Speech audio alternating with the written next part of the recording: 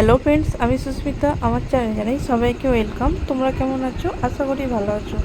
আমি খুব ভালো আছি। চলে এলাম নতুন একটা ভিডিও নিয়ে। আমাদের আজ থেকে গাজন শুরু হয়ে গেছে। কাল গেছে নির্মিষি, আজ হচ্ছে হবিষি। তো আমি বাড়ি এলাম এই কিছুক্ষণ আগে, 8টার সময় বাড়ি এলাম। বাড়ি এলাম বলতে আমার বোনপোকে আনতে গিয়েছিলাম।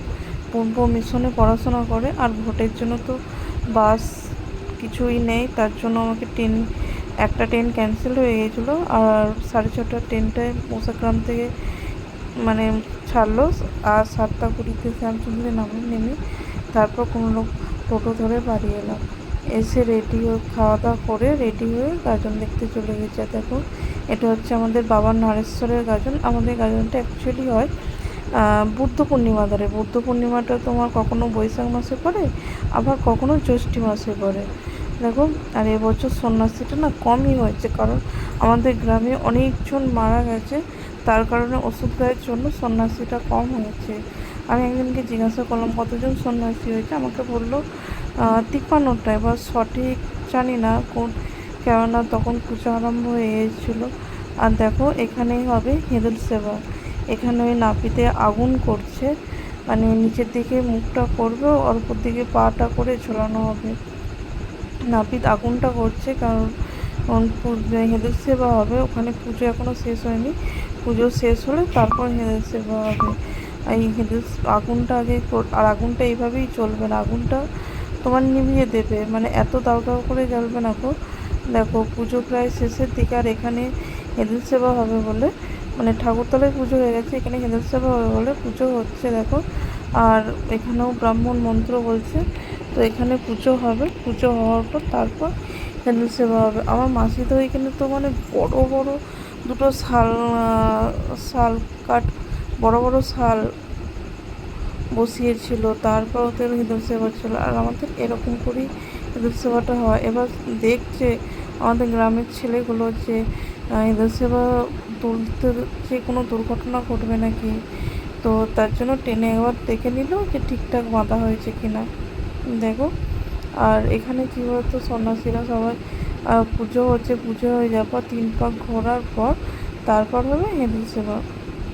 আর আমাদের গাজনটা কী বলতো, মানে 18 বছরের আগে কেউ বার করতে পারবে না গো। চাইলেও বার করতে পারবে, মিনিমাম তোমাকে 18 বছর কমপ্লিট, 18 বছর পূর্ণ হতেই হবে। দেখো, আর প্রত্যেক বছর আমাদের ঘরের হয়েছে টোটাল এবছর 3টে সন্ন্যাসী, কারণ অনেকজন করেনি আমাদের বাড়ি। আর বছরে যেমন 5টা সন্ন্যাসী হয়েছিল।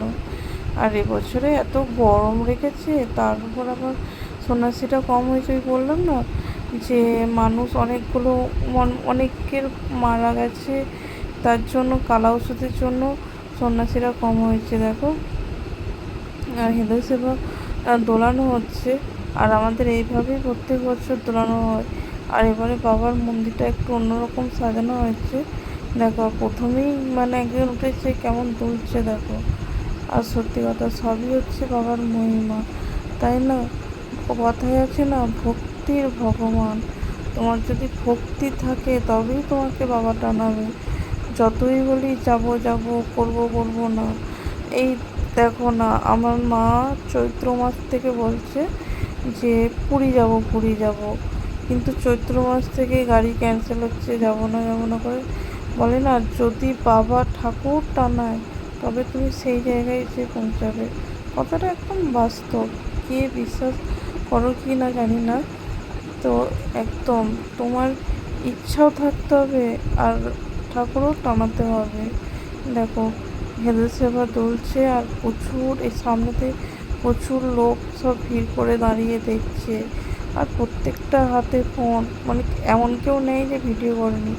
দেখো, হেঁদুল সেবা তোলা হয়ে গেল, আর ওখানে সন্ন্যাসীরা আগুন নিয়ে নিতে হয়, হাতে নিয়ে আগুনটা প্রথমে ছড়িয়ে দেয় নাপিতে, আর সন্ন্যাসীদের।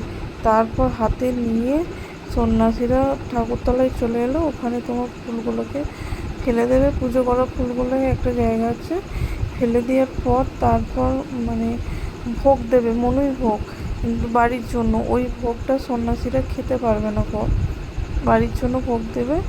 ভোগ দেওয়ার পর তারপর বাড়িতে হোপ পিসি করে তবে আবার ঠাকুরতলায় চলে যাবে। আমাদের কিন্তু যারা সন্ন্যাসী হয় তারা কিন্তু বাড়িতে রাত কাটায় না, যাবে দেখা করবে চলে আসবে। কিন্তু অনেক জায়গায় দেখেছি সন্ন্যাসী বাড়িতে ঘুমায়, কিন্তু আমাদের বাড়িতে ঘুমায় না।